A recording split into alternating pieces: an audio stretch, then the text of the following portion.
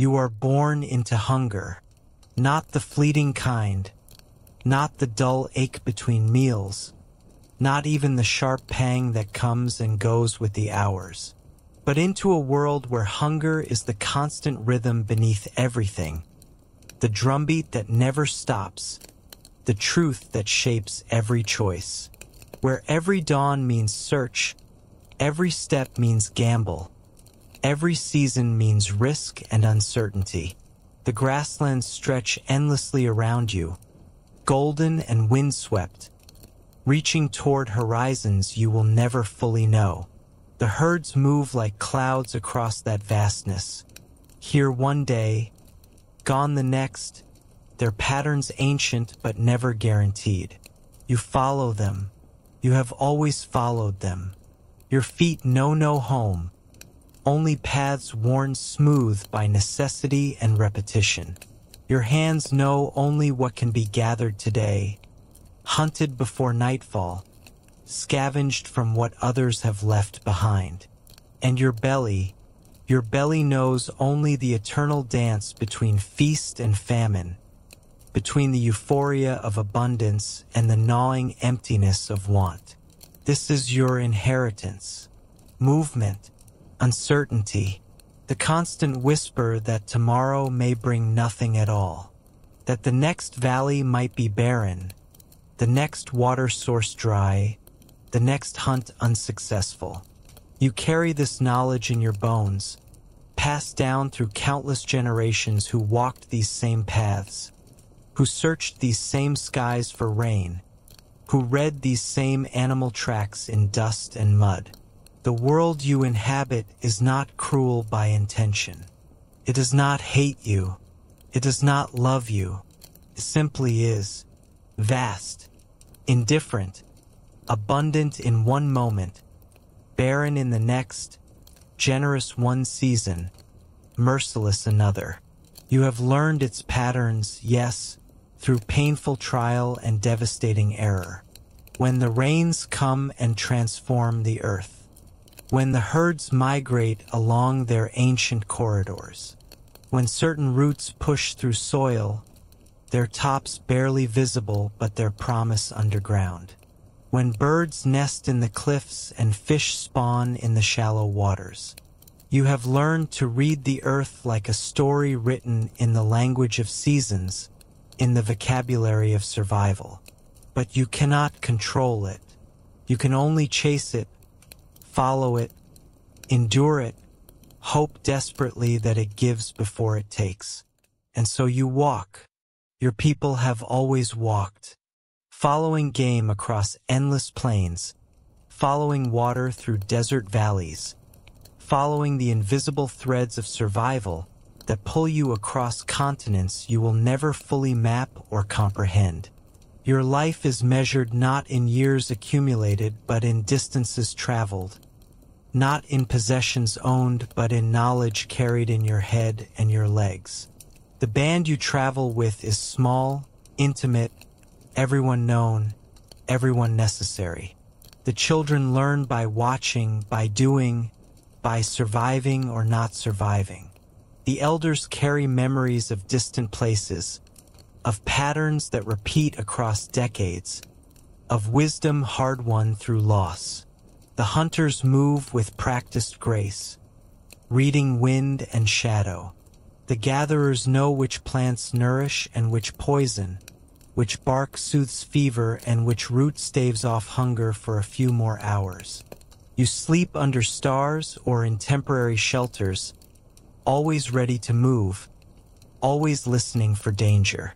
The fire is tended carefully, moved with you, coaxed back to life each evening. It is warmth and protection and the center of your small world. Around it, stories are told, knowledge passed, bonds strengthened. But the fire does not anchor you. Nothing anchors you. You are like smoke, dispersing with the wind, reforming elsewhere, never solid, never still. But something is stirring, not in the sky, not in the herds, not in the turning of seasons. In you, A question forming slowly, incrementally, like morning light creeping across stone, like water wearing down rock over centuries. A quiet rebellion against the way things have always been, against the inevitability of wandering, against the tyranny of following. Because you have noticed something small, something easy to miss if you are not paying attention, something that most have walked past for generations without truly seeing. Plant, not just any plant, one that returns each year to the same valley, as reliable as the sun. One whose seeds fill your hands with more abundance than most, more calories packed into smaller space. One that grows in clusters, in communities of its own kind, as if it too understands the value of gathering together. One that seems to whisper possibility into the air, into your thoughts, into your dreams. And in that whisper, everything begins to change. You crouch low in the tall grass, morning dew soaking your knees, fingers working through the stalks with practiced efficiency. The seeds are heavy this year, clustered tight along the stem like a gift, golden and hard as pebbles, promising sustenance. You pluck one head, feel its weight, roll the kernels between your palms. They scatter into your pouch, dozens from a single plant, more food than you could gather from hours of searching for scattered roots and berries. And you wonder, you have wondered before, fleeting thoughts that came and went like clouds. But today the thought holds, roots itself, refuses to disperse. What if you didn't leave? The question is absurd at first. Leaving is what you do. Movement is survival. To stay is to starve when the resources run out, when the game moves on, when the seasons shift. But the thought persists, growing stronger, more insistent. What if staying were possible? What if the seeds could be made to return without following them across the world? For generations beyond counting, your people have harvested these seeds. You know where they grow, which valleys, which slopes, which soil types. You return each year to gather, to fill baskets woven tight with reeds, to carry the grain back to temporary camps where it is ground between stones and mixed with water and transformed by fire into something that fills bellies and quiets crying children. Sustains you for weeks, sometimes months. It is dependable in a world that rarely is reliable when so much else fails. But always, inevitably, you move on, because the seeds run out, because the herds drift away, because the water sources dry or flood, because staying means watching the resources dwindle, means choosing between starvation and movement, and your people always choose movement. It is the way. It has always been the way. But this year, something different. This year, you linger, not from laziness, not from injury, but from curiosity, from that persistent question that will not release you. You watch the way the seeds fall from the stalk when perfectly ripe, the way they scatter across the ground like rain. You watch birds land and feast, carrying seeds in their bellies to distant places. You watch the wind, that eternal wanderer, carry them to new ground, depositing them in cracks and crevices where they will germinate when rains come. And you see it, finally see what has been happening all around you forever. The plant is moving too, not with legs, not with intention as you understand it, but with time as its vehicle. It spreads slowly, deliberately, finding new earth, new sun, new space to grow. And you realize, with a shock that runs through your entire body, that you are not the only one adapting to this world, not the only one evolving strategies for survival. The plant is adapting too, and it is adapting to you. The seeds you gather, the ones you carry back to camp slung in baskets over your shoulders, some of them spill. Along the path worn smooth by feet, near the fire where you cook and eat and sleep, in the midden heap where your refuse piles, where bones and shells and waste accumulate before you move on. And in those places, those disturbed places rich with the refuse of human activity, new plants grow, not scattered by birds or wind, not placed by any deliberate hand, but planted by accident, by spillage, by you. And these plants, the ones that grow near your camps, they are different. Subtly at first, but noticeably if you pay attention, if you compare. Their stalks are thicker, stronger, more able to support heavy seed heads. Their seeds cling tighter to the stem, not shattering and dispersing at the slightest touch like their wild cousins. They are easier to harvest, as if they are waiting for your hand, as if they have learned that survival means being chosen, being gathered, being carried to new camps where they will spill again and grow again in soil enriched by human waste. This is not magic. This is not the work of spirits or gods, though it might feel like it. This is negotiation, a conversation carried out over centuries, over millennia, between two species that need each other but do not yet know it, do not yet understand the bargain being struck. The plant gives you food, concentrated nutrition, the ability to sustain yourself and your children. You give the plant protection from competing growth, space cleared of other species, enriched soil, water brought from distant sources, and most importantly, distribution. You carry it to places it could never reach on its own, across valleys and mountains and rivers. Neither of you understands the agreement fully. Neither of you has language for what is happening. But both of you are changing because of it, evolving together, shaping each other in ways that will echo through all of human history. The plant is becoming domesticated, though that word does not exist yet. And you are becoming something new too, something that will eventually be called a farmer, though that transformation is still generations away. And then one day, one unremarkable morning like countless others, someone does something that should not matter, something small and seemingly insignificant. But it changes everything. It changes the entire trajectory of human civilization. They take the seeds they gathered, the seeds meant for eating, for grinding into flour, for mixing with water and transforming into sustenance. And instead of eating them all, instead of consuming every last kernel as hunger demands, instead of letting the surplus rot or scatter randomly when the camp moves, they push them into the soil.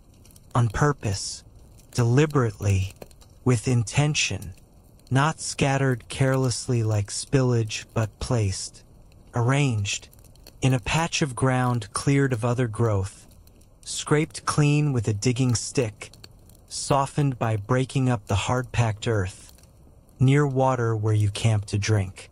And then, the hardest part, they wait. They resist the urge to dig them back up when hunger comes. They protect that small plot from animals, from birds, from their own desperate need.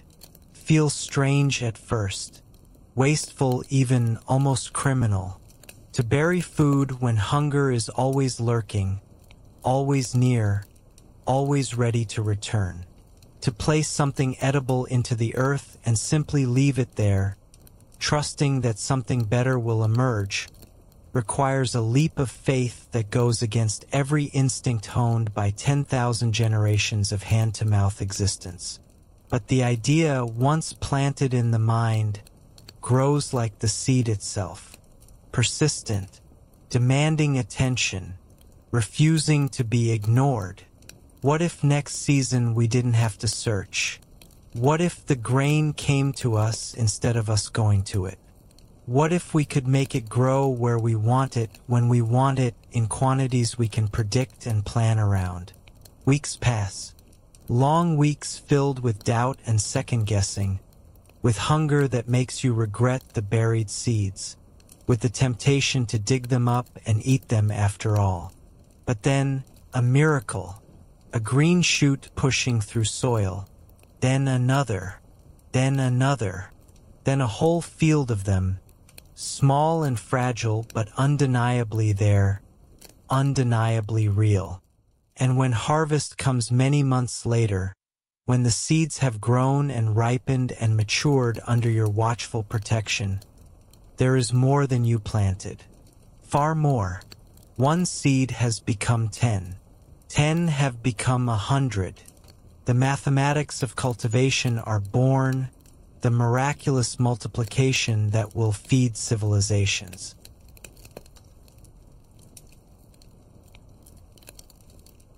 The return is not just abundance. It is multiplication. It is the discovery of a fundamental principle that will reshape everything. Investment returns exponentially. One seed planted becomes many. Many planted become enough. Enough becomes surplus. And surplus becomes the foundation of everything that follows, everything that makes civilization possible. You do not call it farming yet.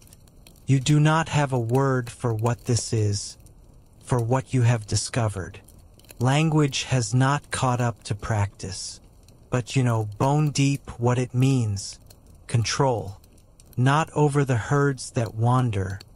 Not over the weather that shifts. Not over the vast, indifferent forces of nature. But over this one small thing, this plant, this grain, and control even over something small, even over something as humble as a grass seed, is power. And power changes everything.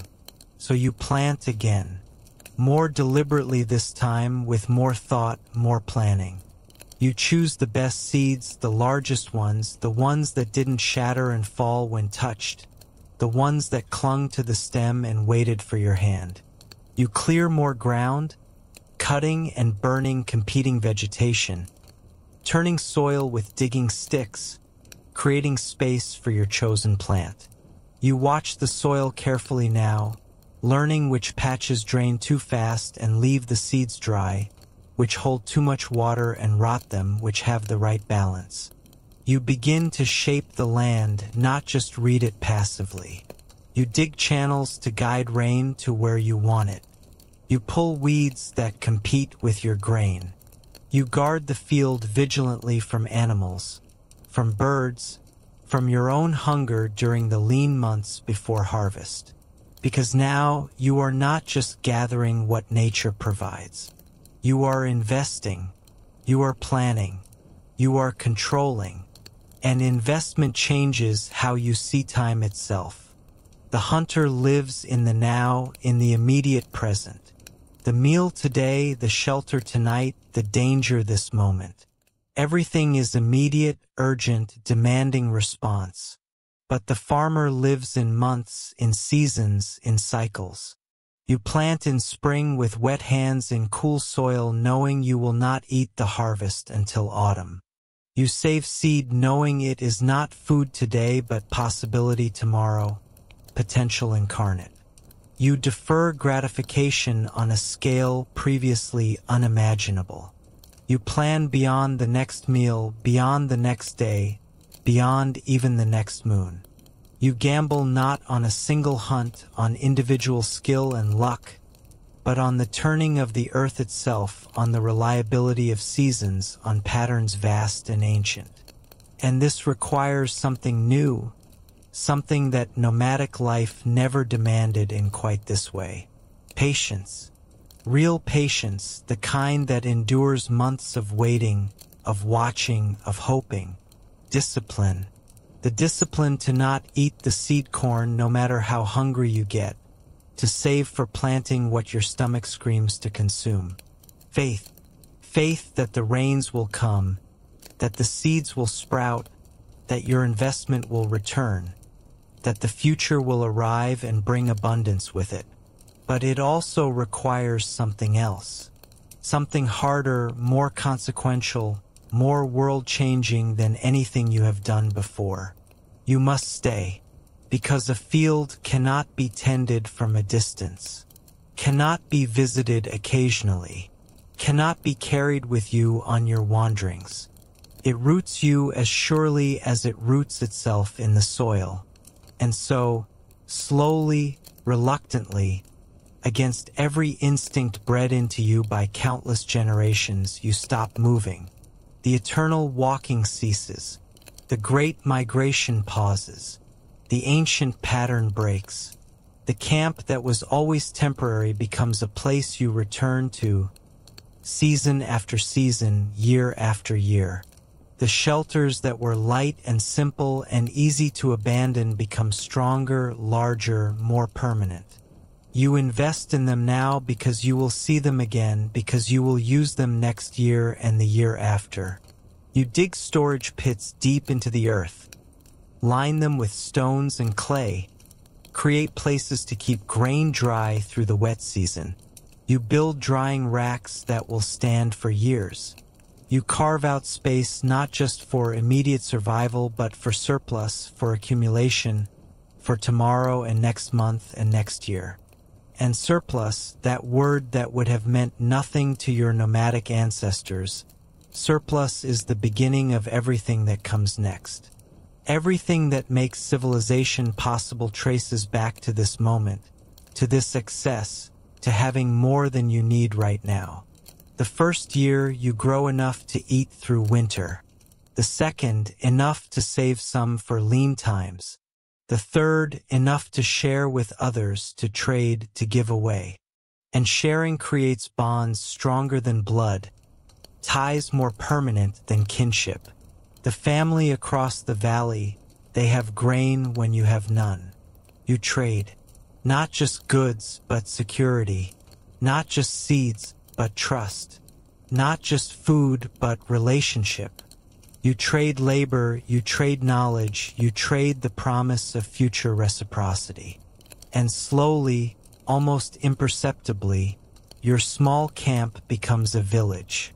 Not because you planned it, not because anyone decided it should happen, but because the grain made it possible. Because agriculture creates surplus, and surplus creates population density, and population density creates community. The seed did not just feed you. It gathered you, pulled you together, and held you there. It made cooperation not just beneficial but necessary. It transformed loose bands of related wanderers into something new. Neighbors. And as you gather, as you live side by side season after season, year after year, you begin to see each other differently. The man who plants is not the same as the one who hunts, does not have the same skills or strengths or value to the group. The woman who grinds grain for hours each day is not the same as the one who gathers wild berries and knows which plants heal. The child who watches the birds away from the sprouting field is not the same as the one who learns to track deer. Tasks once shared fluidly begin to split, to specialize, to differentiate. Specialization is born from the simple fact that not everyone needs to do everything anymore. In nomadic life, everyone must be able to hunt, to gather, to make fire, to find water, to survive. But with agriculture, with surplus, some can focus on one thing, become expert at it, trade their expertise for the food others grow. Some tend the field full-time, learning its secrets intimately. Some make tools, becoming masters of stone and wood and later metal. Some watch the children while others work. Some speak with other villages, becoming traders and diplomats. Some count the grain stores, becoming the first accountants. Some say when to plant, when to harvest, when to ration, becoming the first managers. Roles harden, hierarchies form, Not from violence, not yet, not primarily, but from function. From the simple fact that someone must decide when everyone should plant, someone must allocate the stored grain, someone must mediate disputes, someone must speak for the group. The elder who once told stories around the fire now tells something else. Laws. Plant here, not there. Save this much for seed, trade that much. Give this portion to those who cannot work. The strong young hunter who once fed the group with his kills now guards different things. The field, the storage, the boundary between our land and theirs. His status comes not from kills anymore but from protection, from the ability to defend what the group has accumulated. And the woman who learned the seed's secrets, who knows which ones grow best in which soil, which plants to put together, how to save seed and prepare soil and time the planting, she becomes essential in a new way. Knowledge is now as valuable as strength, perhaps more valuable, because strength alone cannot make grain grow, cannot ensure the harvest, cannot multiply the seeds. But knowledge can. You do not realize it yet. Standing in your small field with dirt under your nails and sun on your back. But you are building something unprecedented in the history of life on Earth. Not just a village, not just a new way of getting food, but a system, an architecture of cooperation, obligation, and control that will outlive any individual, that will persist across generations, that will grow and complexify until it encompasses millions of people who will never meet, never know each other's names, but who will all be bound together by grain.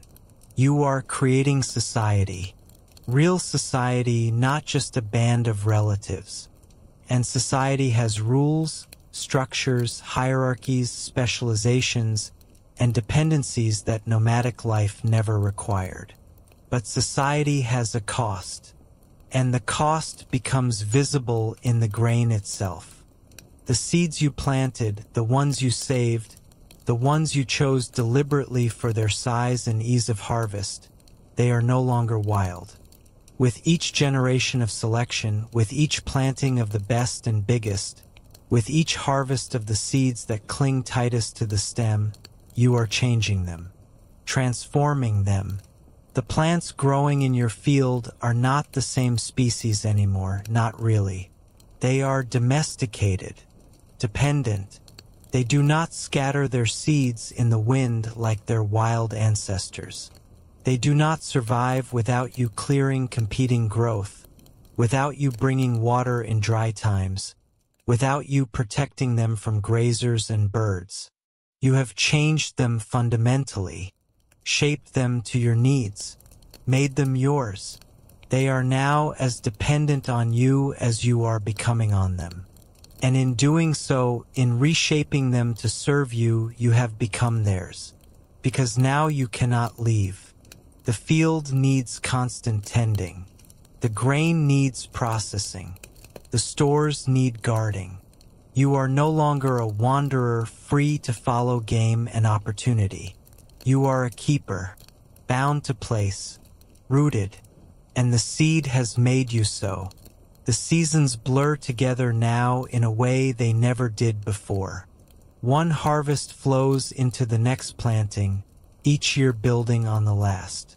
The field grows larger with each passing cycle. What began as a small experimental patch becomes a proper plot. The plot becomes an expanse. Fields spread across the valley floor. You clear more land each year, cutting trees, burning brush, turning soil that has never known a digging stick. You learn to rotate crops, planting grain one year and letting the field rest the next, or planting different crops that somehow restore what the grain depletes. You discover that some plants, the ones that make pods, actually return strength to the earth rather than taking it. Others deplete it rapidly. You become not just a planter but a steward of the earth itself. a manager of cycles within cycles of relationships between soil and seed, between work and rest, between taking and giving back. The knowledge accumulates, passed from parent to child, refined with each generation. And with each harvest, your numbers grow. This is the great gift of agriculture, the reason it spreads and displaces hunting and gathering despite being harder work. It feeds more people per unit of land. Children survive who once would have starved in lean times. Infants make it through their vulnerable first years. Elders live longer. Their accumulated wisdom now an asset rather than a burden because there is enough food to support those who cannot work. The village swells. Huts become houses, more permanent, more elaborate. Paths become roads, worn deep by constant use. And the grain, always the grain, it is the pulse beneath it all. The foundation, the reason for everything. It is counted now, measured with careful precision. It is stored in ever larger granaries. It is currency, sustenance, and power all wrapped into one golden kernel. But more grain means more mouths to feed. More mouths mean more fields must be planted. More fields mean more work, more hours bent over soil, more hands needed. And suddenly you need help beyond your family, beyond your immediate clan. You trade labor for food. Come help plant my field. I'll share the harvest. Help me harvest, I'll help you thresh. Share the work of grinding grain that takes hours each day, every day, forever. Agreements form, spoken and unspoken. Obligations settle like sediment, layer upon layer. And from this, something new crystallizes, something that will reshape human society forever. Ownership. The concept seems so simple, so obvious now, so natural that it feels like it must have always existed. But it has not. It is born here now with the seed and the field. Because for the first time in human history, there is enough to own, and enough to lose. This field is mine because I cleared it, because I dug up the stones, because I planted it with seed I saved. This grain is yours because you planted it, tended it, harvested it. That storage pit belongs to us because we dug it together, because we filled it with our labor. The concept is revolutionary. In nomadic life, there is almost nothing to own. You own what you can carry. Tools, clothing, perhaps a few decorative items. Everything else belongs to whoever finds it, uses it, needs it. But land, fields, stored grain, these cannot be carried. They exist in place. And existing in place, they can be claimed, defended, passed down. Property is born. And with property comes everything that follows. Wealth, poverty, inheritance, theft, law, and war. And where there is ownership, there is theft. Where there is surplus stored in granaries, there is temptation. Where there is wealth accumulated through seasons of labor, there is envy. The village across the river, they have less grain this year. Their harvest failed, struck by drought or flood or pests.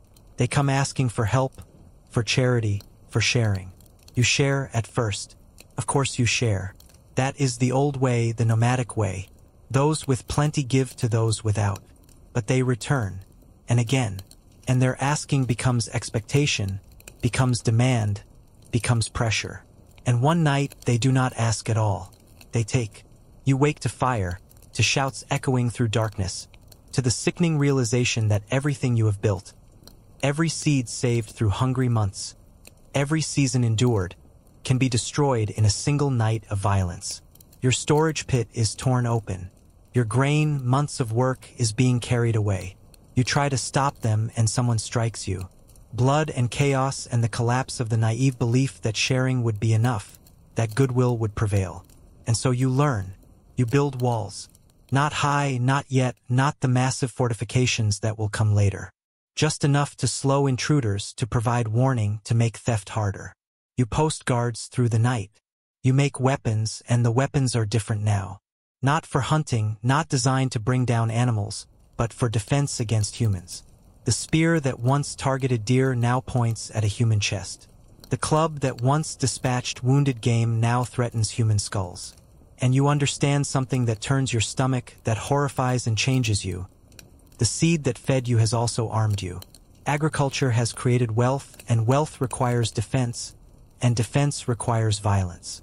The peaceful dream of farming, of living in harmony with the earth, has a dark shadow. The need to protect what you have grown from those who would take it. War, when it comes fully, when it becomes organized and systematic, is not glorious. There are no heroes, not really. Just desperate people fighting over resources that once would have been abundant enough for everyone in a hunter-gatherer world, but are now concentrated, hoarded, worth killing for. It is desperate, brutal, efficient. It is not about honor or glory. It is about grain, about water, about land, about the right to plant, to harvest, to survive another year. The first wars are not fought for gods or kings or abstract ideals. They are fought for fields, for the right to work land, to own its produce, to exclude others from its bounty. And they reshape everything about how humans relate to each other. Because now, strength and skill at violence become paramount in a new way. The strong do not just protect anymore. They rule. The one who guards the grain most effectively controls it. The one who controls it decides who eats and who goes hungry, who thrives and who is cast out, who lives and who dies. Power consolidates rapidly. The hunter who became a guard becomes a chief. The chief becomes a lord. The lord becomes a king.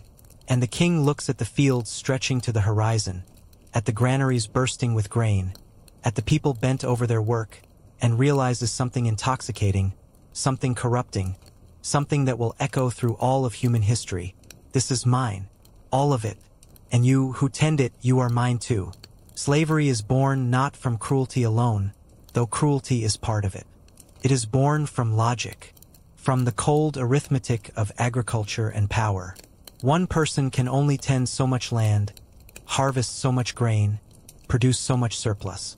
But 10 people can tend more. 100 can tend far more. 1,000 can produce wealth beyond imagining.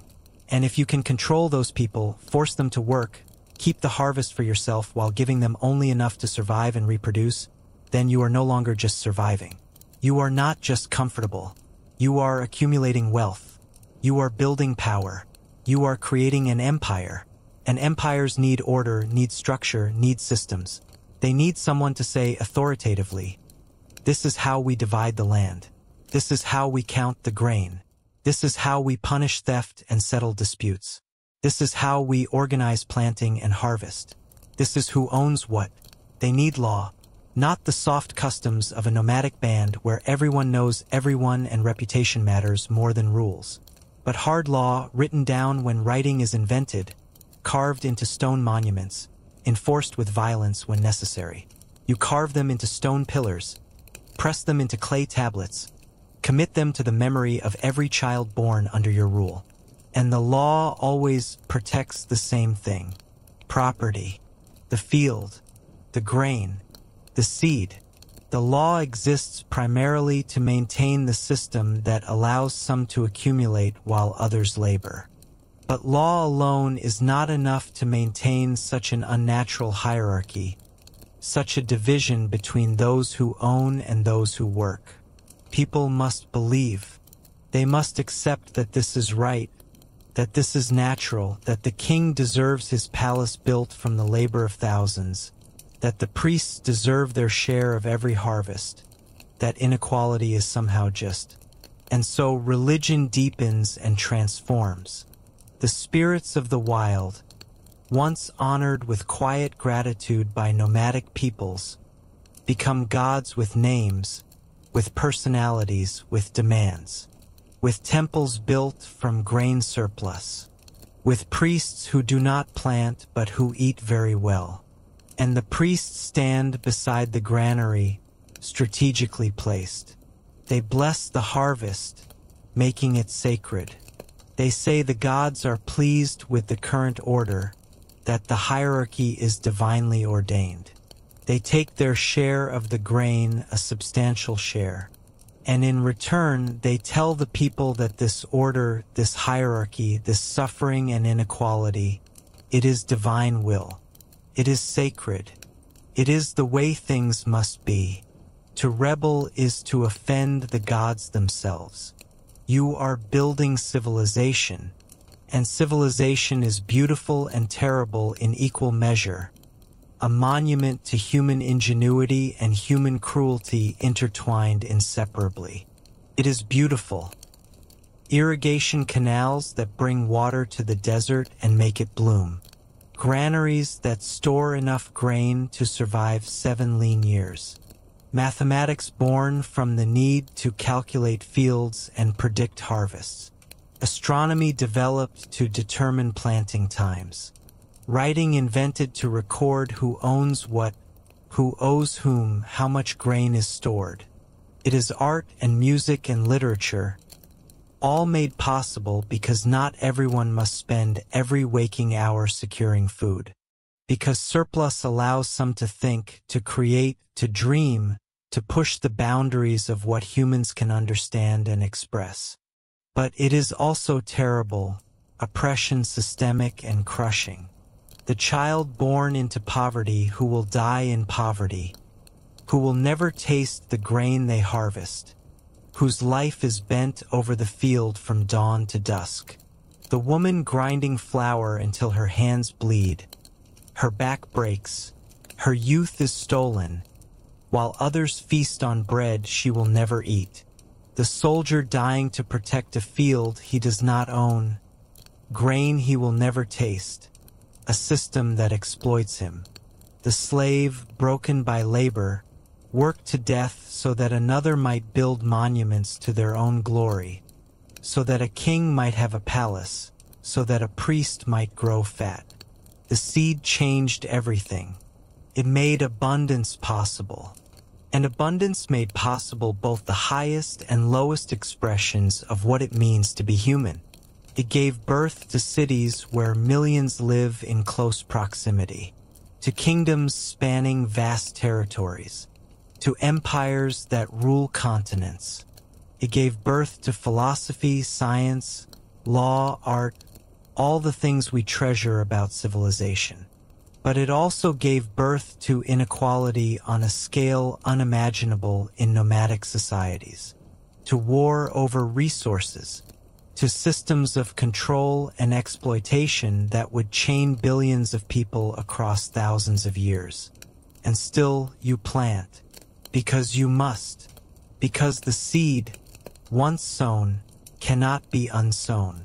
The path, once taken, cannot be unwalked.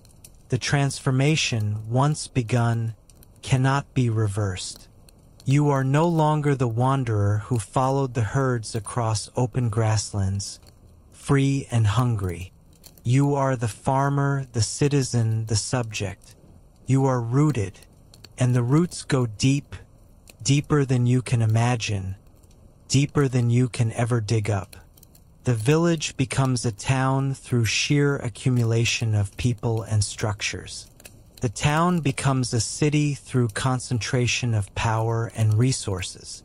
Mud brick walls rise higher with each generation, protecting the wealth within. Streets are laid out in grids organized rationally. Markets hum with constant commerce. Grain traded for pottery, pottery for cloth, cloth for metal tools. Potters, weavers, smiths, scribes, they fill the spaces between the fields and the granaries, each a specialist, each dependent on the surplus produced by farmers. You do not know them all anymore. You cannot. There are too many faces, too many names, too many strangers. The intimacy of the nomadic band, where everyone knew everyone from birth to death, is gone forever. In its place, anonymity. Strangers living side by side, passing each other in streets, bound not by kinship or personal relationship, but by systems, by laws that govern their interactions, by markets where they exchange goods, by coins minted from metal, stamped with the face of a king most will never meet, never see, never speak to. The grain must be counted now with great precision, measured, taxed. The scribes sit in the shade of temple walls, marking quantities on clay tablets, on papyrus scrolls, on whatever surface will hold the symbols they have invented for numbers and amounts. They track what comes in from the fields, what goes out to workers and soldiers, who owns how much, who owes what to whom. They do not plant. They do not harvest. They do not feel soil under their nails or sun burning their backs. But they control through information, because information is power in a complex society. And power accumulates in their hands and in the hands of those they serve. The king sits on his throne, elevated above everyone, clothed in fine fabric, adorned with gold and jewels, fed delicacies prepared by expert cooks. He has never worked a field in his life, never felt the ache of harvest labor, never swung a sickle in summer heat until hands blister and back screams.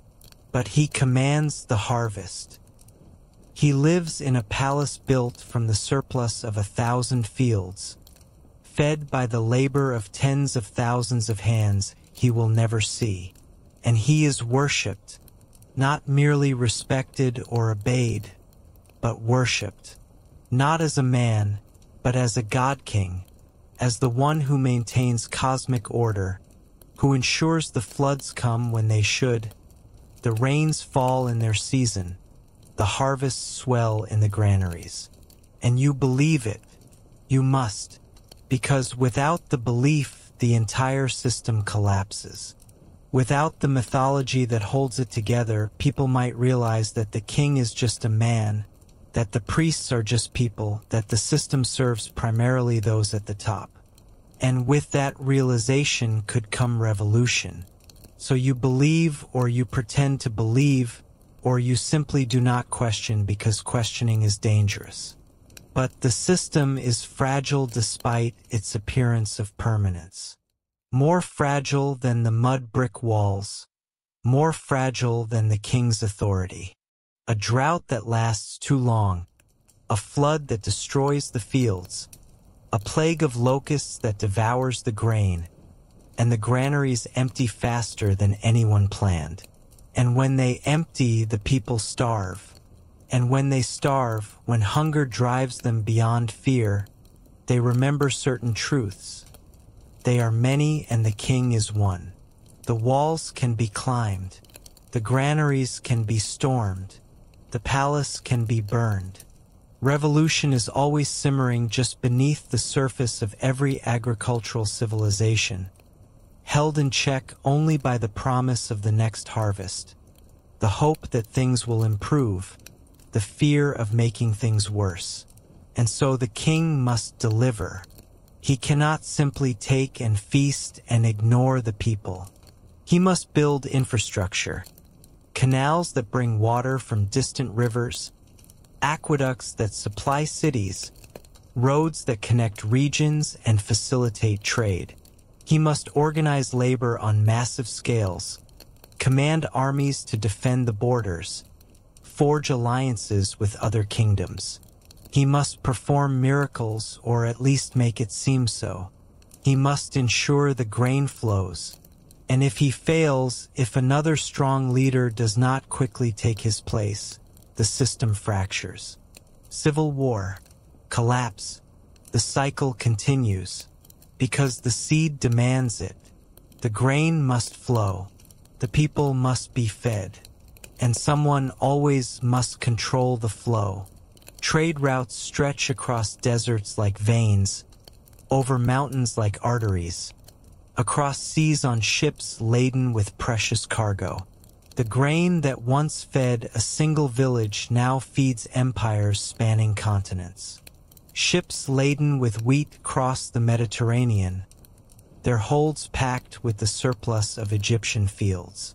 Caravans carry rice across the Silk Road, connecting east and west through the medium of grain.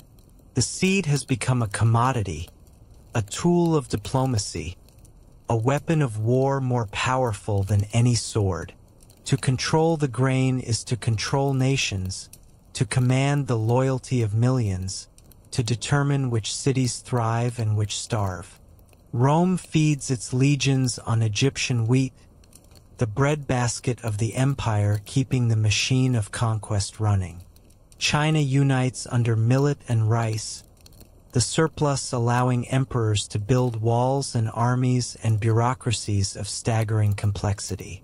Empires rise where irrigation makes deserts bloom, where river valleys produce abundance, where grain stores can sustain cities of hundreds of thousands. And they fall when the water stops flowing, when the soil exhausts itself after centuries of intensive cultivation, when the grain runs out and the people revolt or simply scatter.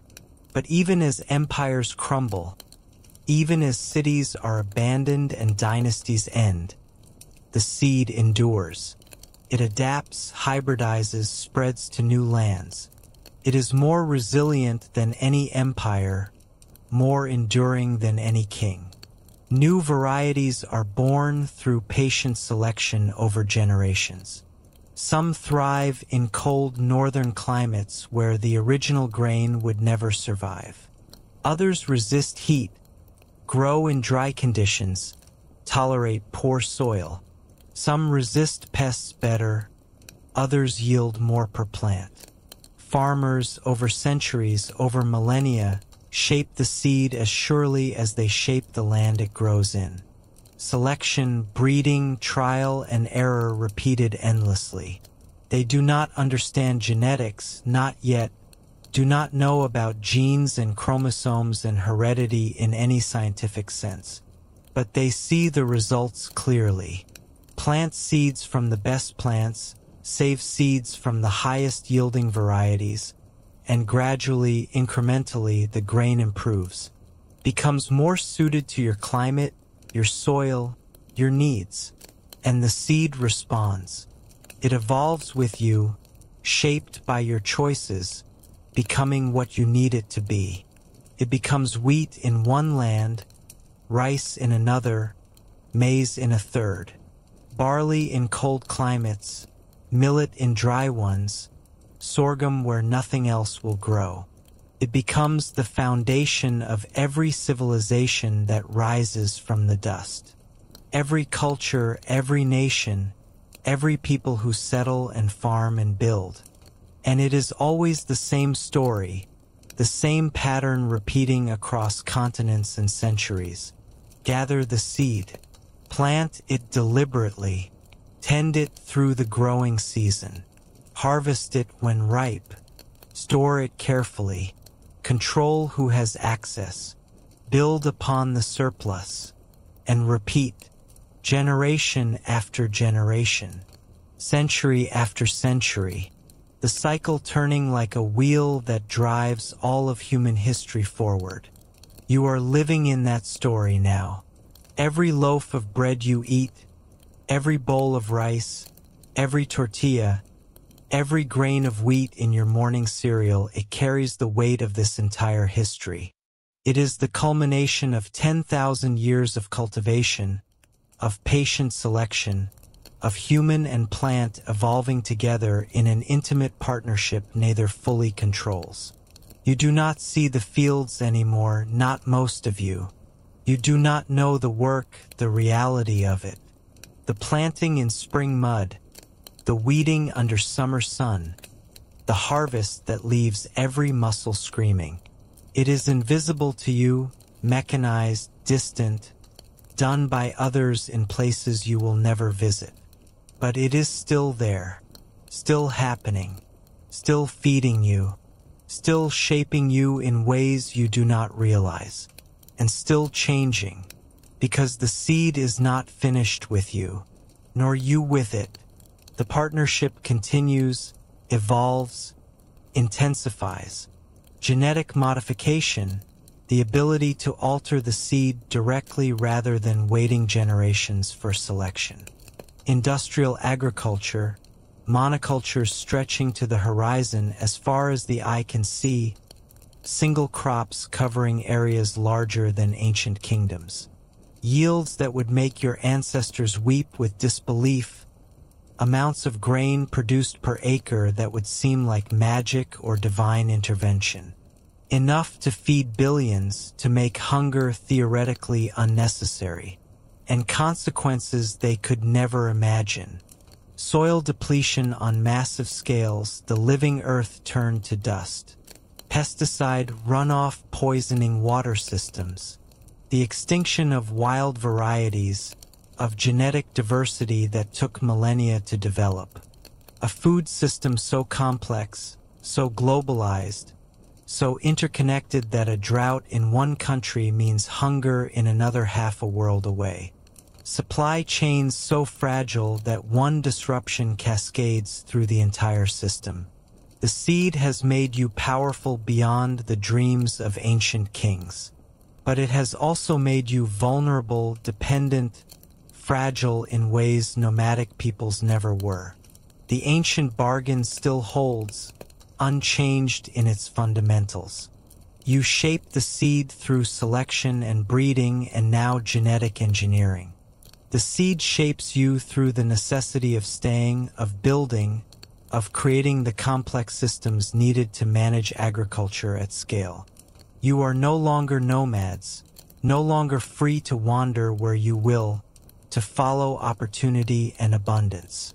You are rooted to the land, to the systems, to each other, to the global network of grain production and distribution that feeds 7 billion people. The seed gave you civilization, everything that word encompasses, good and bad. And civilization gave you everything and took everything in return. Your freedom to roam, your simplicity of life, your connection to the wild, to the natural world, to the direct relationship with the earth that nomadic people maintained. In exchange, you received cities where millions live, art that moves the soul, science that reveals the universe, medicine that extends life, the written word that preserves thought across centuries, the ability to dream beyond mere survival, to ask questions about meaning and purpose and truth. Was it worth it? You cannot answer, because you cannot go back. The seed has changed you too deeply, too fundamentally. The transformation is complete. You are Homo sapiens, yes, the wise human, but you are also, more accurately, Homo domesticus, domesticated by the very thing you domesticated, the human shaped by grain as much as grain shaped by humans. The seed that you thought you controlled has, in its quiet, patient, vegetable way, controlled you. And still you plant, because you must, because without it, everything collapses. The cities empty within weeks. The knowledge fades within a generation. The systems fail catastrophically. Billions starve. The seed is not just food. It is the foundation, the bedrock, the thing everything else rests upon. Remove it and nothing stands. The entire edifice of civilization crumbles. And so you tend it, even now, even as the world burns with the consequences of its success. You engineer it, trying to make it better, more productive, more resistant. You refine it, seeking perfection. You distribute it, trying to ensure everyone has enough. You regulate it, creating laws and policies and international agreements. You worship it, celebrating harvest festivals, blessing bread, treating grain as sacred. You curse it, blaming industrial agriculture for environmental destruction. The seed is everywhere. In your bread and your fuel, your plastics and your politics, your economy and your ecology. It is the center around which everything revolves. The sun that holds the planets of civilization in orbit. The tiny, fragile thing that changed the world. And it all began with a question. A small one. A quiet one. A question whispered in the grass. In the wind. In the mind of someone whose name is lost to time. What if we stayed? You stayed. And the world has never been the same, will never be the same, cannot be the same. The seed saw to that. The small seed, the fragile seed, the seed full of promise, cultivated by unknown hands 10,000 years ago. The seed that gave rise to abundance, to order, to empire, to everything you are, to everything you have become. And as you hold a kernel of grain in your hand today, smooth and perfect and ordinary, remember, you hold the world, you hold history, you hold the future, all contained in that small, hard shell, waiting as it always has to be planted, to grow, to change everything again.